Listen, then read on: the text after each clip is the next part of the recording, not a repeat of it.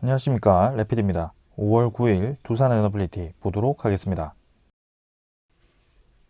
증시 먼저 보겠습니다. 코스피 0.13% 하락했고요. 코스닥은 0.76% 하락했습니다. 오늘 양증시 하락을 했고요. 내일 이제 미국의 CPI 지표 발표를 앞두고 관망세가 있었습니다. 그래서 외국인 투자자와 기관 투자자는 약하게 코스피를 매수했고요. 코스닥은 약하게 매도를 좀 했습니다. 2500선은 좀 지켜주면서 진행이 되었고요. 코스피 지금 계속해서 하락 이후에 적절한 선에서 바닥을 유지하면서 횡보를 하고 있습니다. 그래서 2500 초반선에서 지금 오르락 내리락을 하고 있고요. 네, 코스피는 확실히 저점을 점점 높여가면서 진행이 되고 있습니다. 자, 그래서 수요일에 미국의 CPI 지표가 예상대로 나오고 그 다음에 목요일에 옵션 만기를 앞두고 있기 때문에 하루 정도는 조금 더 큰 변화 없이 진행이 될 가능성도 있고요. 금요일 같은 경우도 MSCI 리밸런싱을 정기지표 변경을 앞두고 있기 때문에 이번 주는 이벤트가 좀 많습니다. 그렇기 때문에 지수 자체도 큰 변화 없이 진행될 가능성이 있다는 것을 말씀을 좀 드리겠습니다. 투자 수급 같은 경우는 기관 투자자 63,000주 630억 매수했고요. 외국인 투자자는 1,100억 매수하면서 이번 4월 달과 그 다음에 5월 달에는 계속해서 외국인 투자자가 매수를 이어가고 있습니다. 많지는 않지만 적은 양이라도 계속 매수가 들어와 주고 있고요. 기관 투자자 같은 경우는 한 이틀 정도 매수를 했지만 그동안 큰 매수 없이 진행을 했었기 때문에 일단은 지켜보겠습니다. 코스닥 지표는 이제 830포인트로 어제보다 추가로 하락을 했고요. 지금 이제 쌍바닥 형태로 조금 더 하락을 했습니다. 아무래도 시가총액 상위 종목 위주로의 그런 2차전지 관련 테마들이 좀 하락을 하기 시작했고요. 지금 코스닥 지표는 61선까지 다시 한번 터치를 하면서 추가적인 하락이 나왔는데 장의 흐름에 따라서 조금 더 조정을 받을 수 있다라고 생각을 합니다. 웬만해서 이제 61선 지키면서 좀 횡보를 해주는 것이 좋을 것 같고요. 850선에서 큰 하락 없이 진행을 하기를 바라겠습니다. 자, 월봉도 지금은 이제 절반 수준에서 멈추었고요. 외국인 투자자와 기관 투자자가 계속 연일 매도를 하고 있다는 것은 좀 이제 걸립니다. 그래서 시가총액 상위 종목 위주로 좀 매도를 강하게 진행을 하고 있는 것 같고요. 네, 내일 그리고 모레 중요한 이벤트를 끝내고 났을 때에 이 움직임을 조금 더 봐야 될 것 같습니다. 그래서 그동안에 특정 테마 위주로의 상승이 이번에는 좀 하락으로 다가오고 있는데요. 지금 바닥을 다지기보다는 아직까지는 그런 종목들이 하락을 하고 있기 때문에 조금 더 천천히 접근을 하는 것이 좋겠습니다. 자, 그 다음은 이제 환율이고요. 환율은 1324원입니다. 오늘은 조금 반등을 하면서 마무리를 했는데요. 크게 반등을 많이 하지는 못했습니다. 그러나 하락을 적절히 이제 멈추고 지금 이제 1320원 수준을 다시 한번 자리를 잡는 모습인데요. 지금은 이제 이전에 올라가기 힘들었던 그런 구간을 지지 라인으로 형성을 하는 모습입니다. 그래서 여기서 환율이 뭐 더 크게 급등을 하기보다는 적절하게 이 수준을 유지를 하거나 아니면 CPI 지표가 예상치만큼 혹은 좀 좋게 나온다면 추가적인 환율 하락은 있을 가능성이 큽니다. 그래서 이제는 61선을 뚫고 내려갈 수도 있다라고 말씀을 드리고 싶고 환율 자체는 지금 1,300원대에서 오랫동안 유지를 좀 했는데요. 이제는 CPI 발표에 따른 그런 금리 인상 마무리에 대한 시그널이 확실히 정해지게 되었을 때는 좀 이런 지표들이 정상화 될 것으로 보여집니다. 자, 그래서 환율까지 확인을 했고요. 선물 지표는 미국 증시 아무래도 관망세가 이어지고 있습니다. 내일까지는 관망세가 이어질 가능성이 크고요. 미국 증시는 약 하락을 하고 있고 그 다음에 유럽 증시는 0.78%, 또 1% 가까이를 하락을 하고 있습니다. 그래서 전반적으로 이제 조정을 좀 받고 있고요. 외환 같은 경우도 1324원으로 뭐 비슷하게 진행되고 있습니다. 채권 금리는 3.49%로 조금 뭐 하락을 하고 있지만 어제와 거의 유사하게 진행되고 있고요. 지금은 이 3.4% 수준에서 계속 이제 유지를 하면서 크게 하락을 하지 않고 있습니다. 그러나 환율과 이제 이 국채금리는 비슷하게 같이 움직일 것으로 예상을 좀 하고 있고 거기에 대해서 이 증시 이번 주 이벤트에 따라서 단기적으로 좀 방향이 정해질 것 같습니다.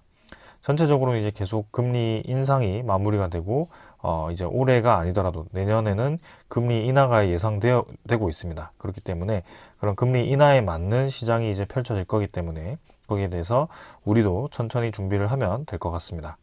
자, 오늘 이 정도로 증시 살펴보았고, 네, 종목으로 넘어가겠습니다. 두산 에너빌리티 보겠습니다. 270원 하락해서 1.7% 하락했고요. 15,540원으로 마무리되었습니다. 자, 지금 오늘도 추가적인 하락이 좀 있었고요. 1.7% 수준으로 하락을 마무리했고, 시간의 거래는 15,500원으로 40원 정도 추가로 하락을 하면서 진행이 되었습니다. 거래량 같은 경우는 평소와 유사하게 진행이 되었고요. 최근에 한 10분, 20분 정도는 마지막에 거래량을 실으면서 좀 던지는 움직임이 나오고 있습니다. 일별 거래량 같은 경우는 어제와 유사하게 380만 주 진행이 되었고요. 일 거래량이 지금 거의 없는 상황에서 계속해서 이제 꾸역꾸역 눌러지는 그런 매물로 인해서 주가가 크게 상승하지 못하고 지금 15,000원대를 유지를 하고 있는 상황입니다. 그래서 크게 상승한 뒤로부터는 거래량이 점진적으로 감소해서 지금 상당히 이제 많이 감소를 한 수준이고요. 단기적으로 이제 쉬지 않고 여기까지 떨어졌기 때문에 이제는 기술적인 반등도 충분히 나올 수 있을 법한 자리이긴 합니다.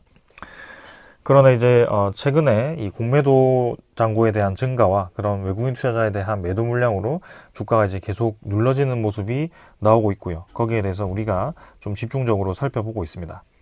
일단 기술적으로는 이제 전 저점 대비해서는 조금 더 하락을 했지만 사실상 이 박스권 전체에서는 크게 이탈을 하지는 않았습니다. 그래서 고점을 이제 높여가면서 우리가 지켜보던 17,400원을 강하게 뚫고 나간 것이 이제 2번 정도 있었는데요.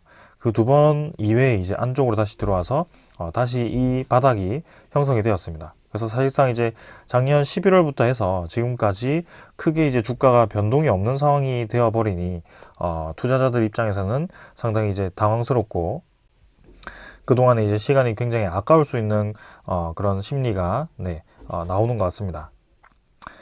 그러나 뭐 크게 지금 우리는 이 횡보 구간에서 이 저점을 깨고 점점 내려가는 것도 아니고요. 아직까지는 우리 예상 범위 안에 있다라고 생각을 하고 있고 지금은 단기적인 그런 이슈에 의해서 떨어진 것이고 사실상 이제 두산 에너빌리티만의 문제가 아니고 그런 에너지 테마들이 단기적으로 좀 많이 조정을 받으면서 같이 좀 이런 움직임이 나왔다라고 생각을 합니다. 자, 그럼 이제 그 조정이 나왔다면 그 조정 이후의 움직임을 우리가 주목을 좀 해야 되는데요. 이때까지 이제 그런 조정에 대한 움직임이 한 4번 정도 있었습니다. 그래서 그때마다 사실상 이제 쉬지 않고 주가를 떨어뜨리는 움직임이 지속적으로 이어졌고요. 특히 이번에 이제 그런 악재가 겹치면서 좀 이런 과도한 하락이 나오긴 했습니다. 그래서 이전에도 주가를 하락시킬 때 보면 뭐 중간에 반등을 한 번씩 시켜주긴 했지만 결국에는 주룩주룩 이제 떨어뜨리면서 한 달 내내 주가를 떨어뜨리는 과정이 이어졌습니다. 그러나 이번에는 좀 시원하게 한 1, 2주 만에 이렇게 주가를 떨어뜨린 상황인데요. 이제는 추가적인 하락이 나올 것인지 아니면 적절하게 이 정도 수준에서 주가 하락을 멈추고 반등을 할 것인지에 대해서 우리가 지켜봐야 되겠죠. 그래서 그 부분에 대해서 이제 좀 이따가 공매도 잔고와 함께 좀 이제 살펴보는 시간을 가져볼 거고요. 일단 기술적으로는 지금 이 수준에서 바닥을 형성을 하고 반등을 준비하는 것이 좋겠다라고 생각을 합니다. 자, 월봉은 뭐 크게 지금 뭐 음봉이 계속 만들어지고 있기 때문에 지켜보지는 않겠습니다. 자, 그래서 4월 18일부터 해서 지금 줄곧 이제 주가가 떨어지는 분위기가 이어지고 있고요. 내일 이제 수요일 CPI 지표 발표와 그 다음에 목요일이 이제 옵션 만기일까지입니다. 그래서 옵션 만기까지 아무래도 이런 하락세가 이어질 가능성이 크다라고 생각을 하고 있고요.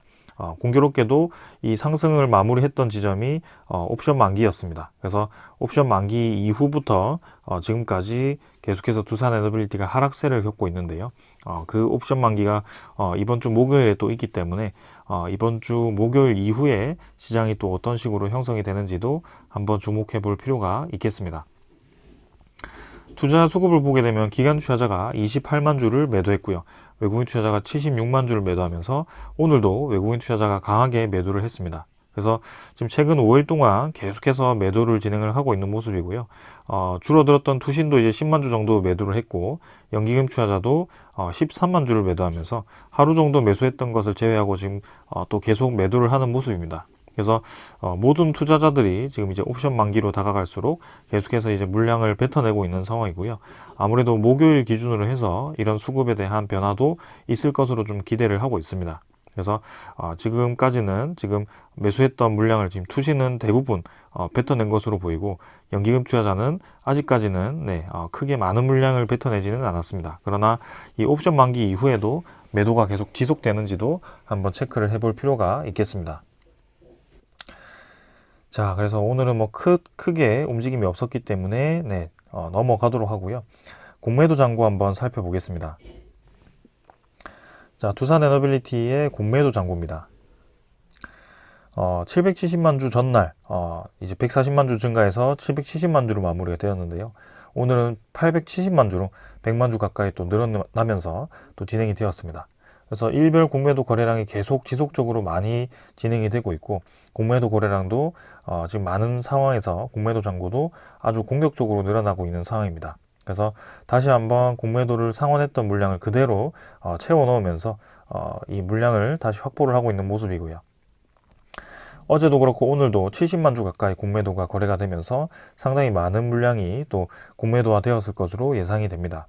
그래서 이 공매도와 함께 계속해서 주목이 되고 있는 것은 모간서울이고요. 오늘도 모간서울과 신한증권이 대놓고 이렇게 이제 상위 위치를 하면서 100만 주 가까이를 또 매도를 했습니다. 그래서 어제도 39만 주, 어제는 JP모간, 신한증권까지 해서 이 세 무리가 또 이렇게 집중적으로 공매도를 친 것 같고요. 최근 5일 동안의 집계를 해보면 모간서울이 204만 주, JP모간이 50만 주 가까이를 매도하면서 지금 공매도의 주 세력이다라고 보시면 될 것 같습니다. 반대로 이제 매수 창구로는 KB증권과 NH투자증권이 집중되고 있는데요. 이 부분에 대해서는 조금 더 살펴보도록 하겠습니다. 아무튼 지금 모간서울이 그동안 열심히 매수했던 그 물량을 다시 공매도화 시키고 있고요. 이 매수했던 물량도 사실 공매도 상환에 의해서 매수가 진행이 되었던 것입니다. 그래서 공매도를 상환했다가 다시 공매도를 치는 과정에서 계속해서 두산 에너빌리티가 이렇게 주가가 가둬지는 모습이고요. 그런 상황이 이번에도 지금 이루어지고 있다고 보시면 될 것 같습니다. 그래서 오늘도 특히 전체 1거래 대비해서 공매도에 대한 거래량이 상당히 많았고요. 공매도에 대한 비율 자체가 18.43%로 지금 계속해서 공매도 비율을 높여가고 있습니다. 그래서 5월 2일부터 해서 지금 4월 말까지는 사실 공매도 잔고가 공격적으로 늘어나지 않았는데요. 지금은 5월 2일부터 해서 본격적으로 공매도를 치고 있는 상황이고요. 오늘도 이제 공매도 평균가가 15,580원으로 지금 종가 대비보다는 조금 높았지만 결국에는 공매도를 계속 치는 상황이 벌어졌습니다. 그러나 70만 주 거래가 되는 상황에서도 사실상 주가가 그렇게 급락을 하진 않았거든요. 그래서 특징을 보시면 5월 2일부터 해서 그 공매도가 쏟아지는 그 상황 속에서 두산 에너빌리티에 대한 주가가 뭐 그렇게 심하게 떨어지지는 않았습니다. 오히려 이제 기관 투자자, 투신 물량이 쏟아질 때는 좀 많이 떨어졌지만 그 이외에 외국인 투자자가 공매도를 늘릴 때는 또 크게 주가가 하락하지 않았거든요. 그래서 가랑비에 옷 젖듯이 차곡차곡 이제 주가가 눌러지는 모습이 계속 만들어지고 있었는데요. 이번에도 약간 그런 식으로 진행이 되고 있습니다. 자, 그럼 공매도 잔고가 이제 추가적으로 얼마나 나올 수 있을 것인가에 대해서 우리가 생각을 해볼 수가 있는데요. 그것을 보기 전에 일단 대차 잔고부터 먼저 살펴보겠습니다. 대차 잔고는 오늘 체결이 21만 주, 상환이 24만 주 정도 되면서 한 3만 주 정도 더 상환이 많이 되었습니다. 그래서 오히려 대차 잔고는 뭐 크게 지금 많이 늘어난다기보다는 야금야금 이제 조금씩 늘어나면서 2,500만 주 수준으로 조금 늘었고요. 오늘은 조금 감소하면서 2,538만 주로 진행이 되었습니다. 그러나 전체적인 대차 잔고 숫자에 비해서는 현재는 많이 낮은 상황에 속하는데요. 그럼 공매도 잔고는 어떻게 될지 그런 것들도 한번 살펴보겠습니다. 자, 외국인 추적 물량도 지금 먼저 살펴보겠습니다. 76만 주 매도해서 당일이 71만 주, 5만 주 정도 감소했지만 어제도 그렇고 지금 한 5일 정도 연속으로 한 100만 주 가까이를 계속 매도를 하고 있습니다. 그런 상황 속에서 보율이 이제 12.15%까지 감소를 하였고요. 13.1% 수준에서 지금 거의 1% 가까이 감소를 했습니다. 그래서 우리가 생각하는 그 보유 물량, 단기 이동할 수 있는 물량을 대부분 뱉어냈다라고 저는 생각을 하고 있고요. 거기에 대해서 좀 주목을 해보겠습니다. 자, 그래서 제가 자료를 하나 준비를 했는데요. 이전에 이제 그래프로 공매도 그래프를 좀 그렸었는데요. 오늘 날짜까지 오늘 추가해서 이렇게 공매도 그래프를 그렸습니다. 그래서 파란색이 이제 주가고요. 주황색이 공매도 수량, 공매도 잔고 수량입니다. 그래서 왼쪽이 이제 주가라고 보시면 되고, 그 다음에 오른쪽이 공매도 잔고라고 보시면 됩니다. 네, 그래서 이렇게 보시면, 자, 파란색부터 보면, 네, 파란색은 그냥 주가기 때문에 여러분들이 보는 차트 흐름이라고 보시면 될 것 같고요. 요때가 이제 11월 1일이라고 보시면 됩니다. 네, 그때 이제 폴란드 원전에 대한 소식이 들려오면서 주가가 이제 급등을 했다가 그 다음에 다시 좋지 않은 소식이 나오면서 하락을 했었고요. 그 다음에 이제 주가가 고점을 찍고 좀 이제 급락을 했던 요 지점이 블록딜입니다. 네, 블록딜 수준이고, 그 다음이 이제 최근에 이제 웨스팅하우스 소송이 들린 것이 요때죠. 네, 그래서 주가가 이제 이런 식으로 좀 진행이 되고 있다라고 보시면 될 것 같고, 사실상 이제 블록딜 이후에 주가는 저점을 점점 높이면서 진행이 되어 왔는데, 이번에 이제 그런 추세가 조금 이제 깨졌다라고 보시면 되겠습니다. 자, 그럼 공매도 잔고와 이제 주가를 직접적으로 비교를 해보면, 공매도 잔고가 최근에 이제 주가와 반대로 움직이는 경향이 보이는데요. 여기도 보시면은 최근에 주가가 올라갈 때는 공매도 잔고가 줄어드는 모습이 보이고, 주가가 내려갈 때는 공매도 잔고가 올라가는 모습이 보이고, 이전에도 똑같은 모습이 계속 보이고 있습니다. 그래서 주가와 이 공매도 잔고의 흐름 자체가 완전히 정반대로 진행이 되고 있다. 그게 이제 이 두산 에너빌리티의 주가에 이 공매도가 상당히 영향을 많이 미치고 있다라고 이해를 하시면 되겠습니다. 그러면 그 공매도에 대한 주 세력은 누구냐? 아까 말씀드린 모간서울입니다. 네, 실제로 이제 공매도 포털에 들어가면 대량 보유자로 이제 모간서울이 신고가 되었었고요. 지금 이번에도 공매도 잔고를 급증하는 중에는 계속 신한증권, JP모간, 모간서울이 상위 종목, 상위 매도자로 이렇게 거래원에 등극을 하고 있기 때문에 믿어 의심치 않습니다. 네, 그래서 이제 그런 과정 속에 지금 사실은 공매도 잔고는 꾸준히 감소를 하고 있긴 합니다. 전체적으로 보았을 때는요. 그럼 도대체 왜 이렇게 공매도 잔고를 계속 늘렸다 줄였다를 반복을 하면서 주가가 이런 식으로 형성되도록 하는 것인가? 그리고 공매도라는 것은 사실은 이제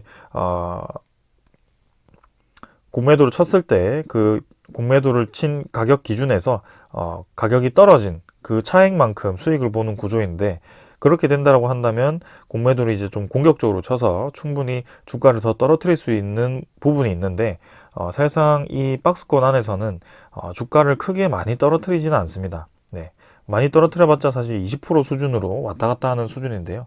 그 과정 속에서 이제 공매도가 계속 늘어났다 줄었다를 반복하면서 지금 이제 결국에는 공매도 잔고가 최저점, 그죠? 500만 주 가까이를 찍었습니다. 최근에.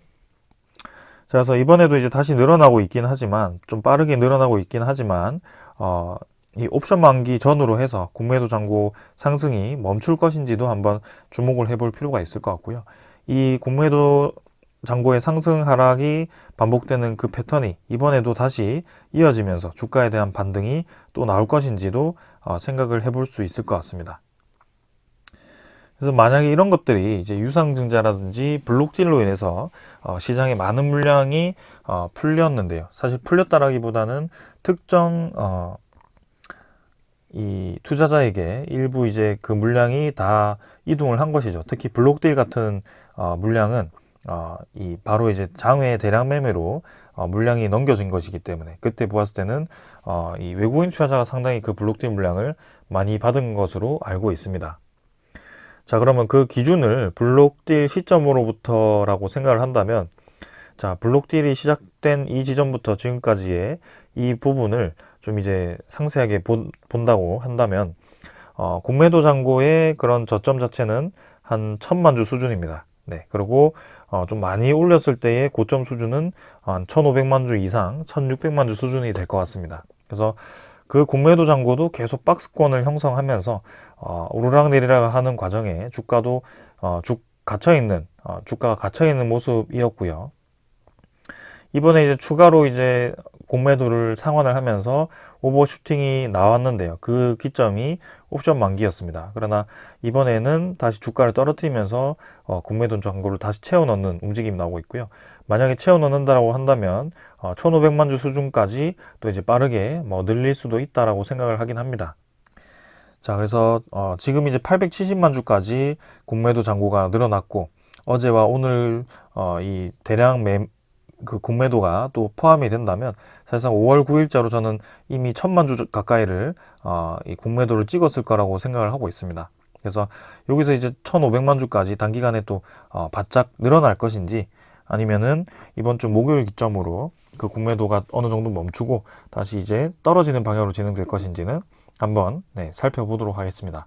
그래서 모관솔에 대한 거래원을 좀 보시면 알 수 있을 것 같고요. 내일도 시작부터 모관솔이 매도에 상위에 나오거나 아니면 신한증권이 또 매도에 나온다면 공매도를 치고 있구나라고 보시면 될 것 같습니다. 자, 그래서 이번에 그 두산 에너빌리티를 비롯한 그런 관련 종목들이 좀 웨스팅하우스에 대한 소송에 대한 소식이 들려오면서 딱 공매도를 이용하기 좋은 그런 빌미가 제공이 되었고요. 그런 움직임 덕분에 조금 이제 수급도 꼬이고 공매도가 활기치는 상황이 좀 벌어지긴 했습니다. 그러나 거기에 대해서 뭐 지금 주가가 계속 눌러질 것이다 라고 보기는 어려울 것 같고, 어느 정도 적절한 시점에 바닥을 만들고 다시 반등할 수 있는 그런 모양새가 나올 것으로 보고 있습니다. 그래서 그것을 이번 주 기점으로 좀 생각을 하고 있고, 이번 주는 좀 조용히 바닥 정도를 확인하는 수준으로 생각하고, 그 다음 주 정도를 좀 주목해 볼 필요가 있겠습니다. 자, 그 다음에 이제 두산 에너빌리티 소식은 다 전해드렸고요. 지금 이제 공매도에 의해서 주가가 좀 오르락내리락을 하는 상황, 특히 외국인 투자자에 의해서 지금 공매도 잔고가 오르락내리락을 하고 있다. 그러나 그동안 지켜보던 그 공매도 평균 잔고 수량을 보았을 때는 이미 상당 부분 채워졌을 것으로 예상을 한다. 그래서 이번 주 기점으로 해서 그 수량이 다 채워지거나 아니면은 적절한 수준에서 멈추고 다시 상환하는 방향으로 진행될 가능성도 있다. 이렇게 정리를 하겠습니다. 자, 그래서 일단 모건서울, 뭐 신한증권 이런 거래 창구를 좀 보시면 될 것 같고, 뭐 전체적으로 보았을 때는 크게 지금 대세에는 영향을 주는 상황은 아니다. 그래서 조금 더 지켜보자라고 말씀을 드리겠습니다. 자, 그 다음은 이제 제가 가져온 소식은 이창양 산업장관이 뭐 지금 이제 전기요금에 대해서 언급을 하고 있지만 이게 뭐 지금 중요한 것은 아닌 것 같고요. 그 뒤쪽에 있는 내용을 조금 언급을 드리겠습니다.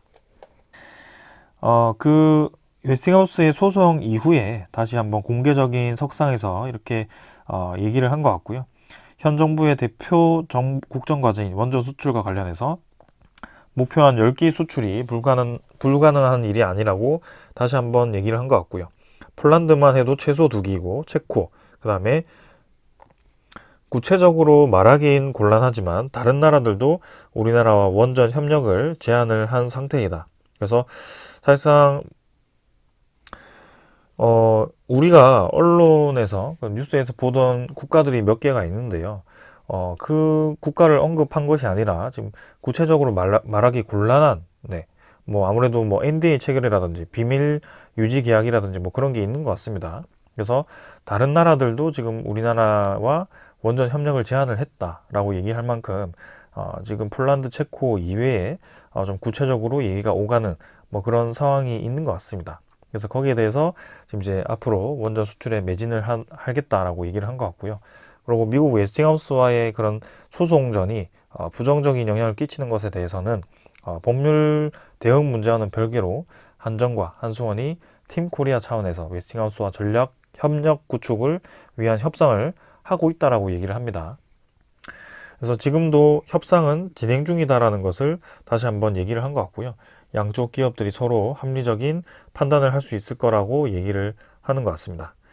자, 그래서 지금 상황에서 이제 그 웨스팅하우스와의 소송으로 인해서 우리나라의 수출이 뭐 거의 전면 중지된 상황까지 예측을 하면서 그런 상황이 된 것처럼 이미 이제 확정이 된 것처럼 얘기를 하면서 주가가 좀 많이 떨어졌는데요.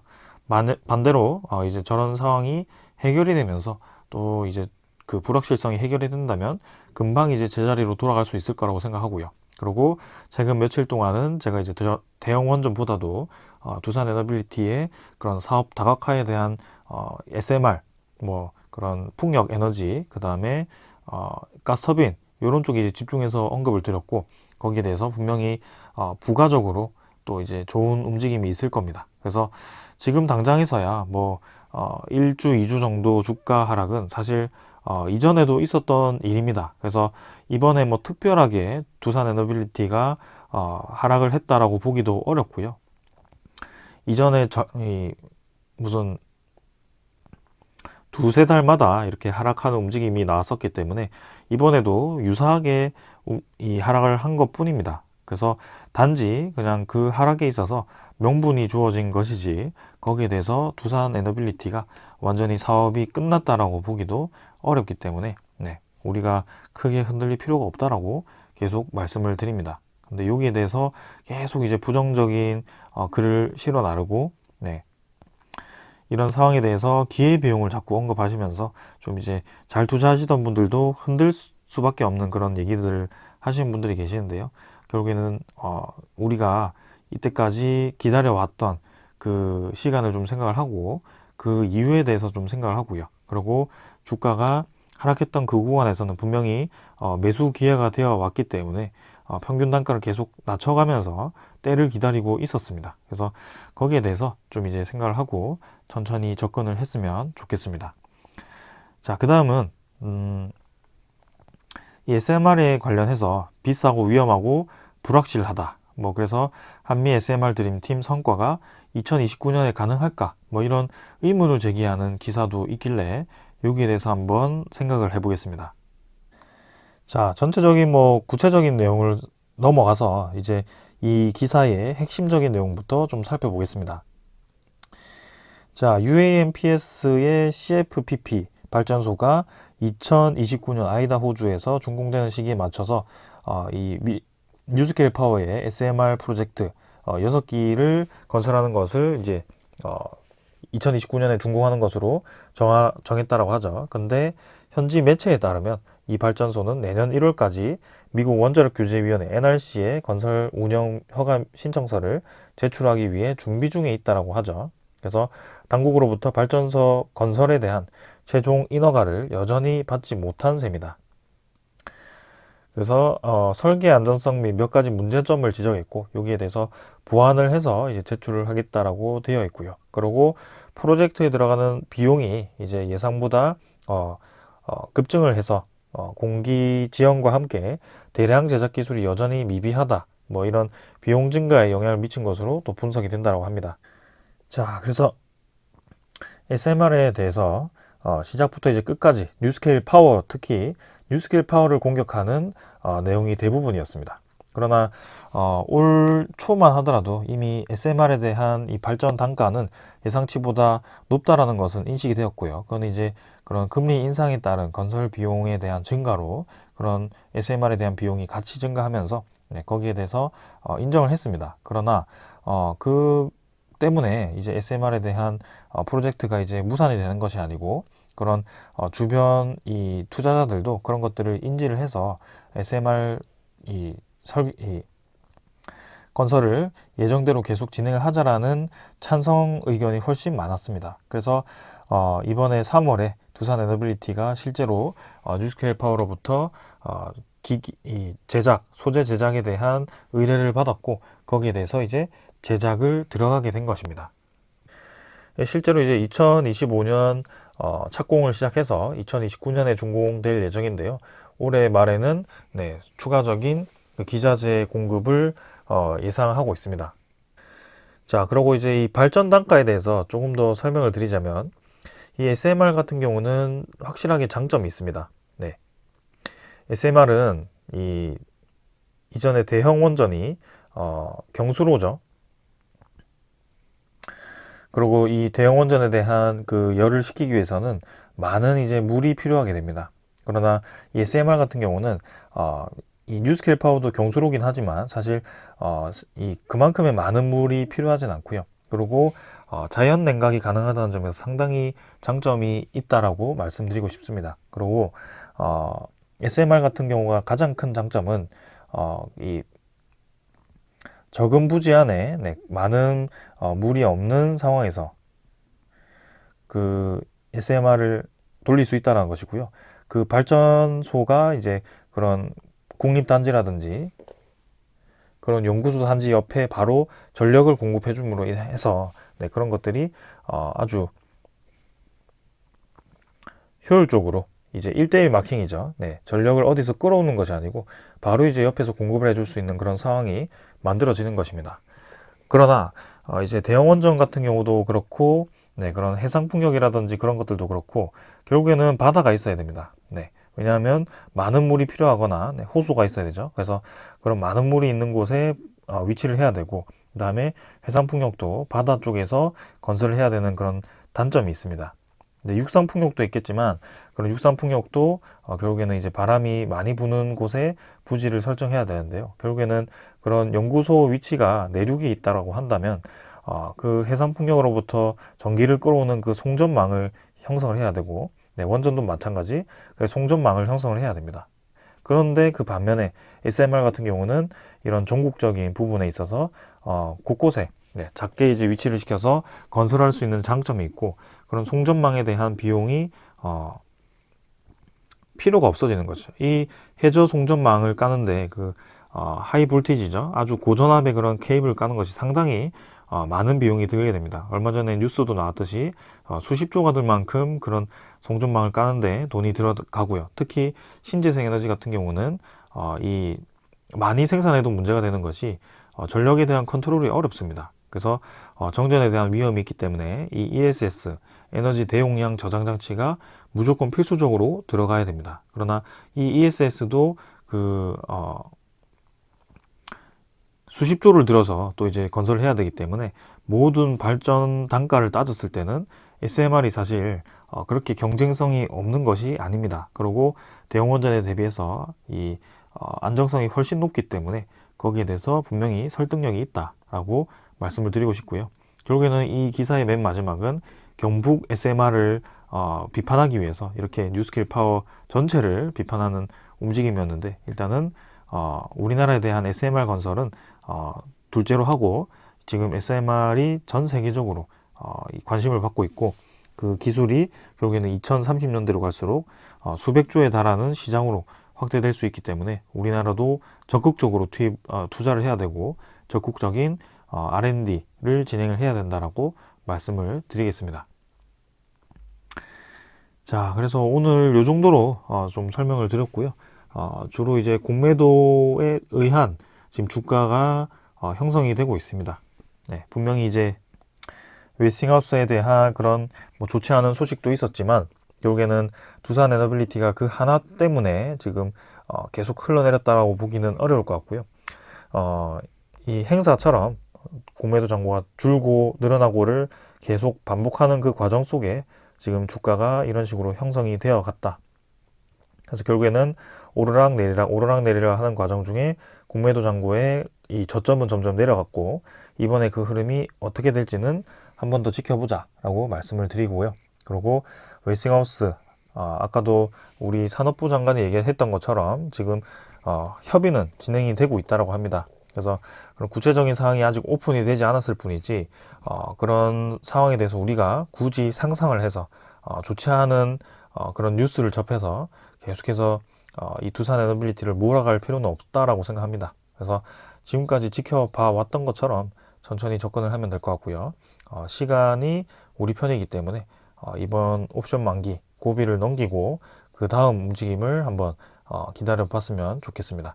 저는 여기까지 하겠습니다. 감사합니다.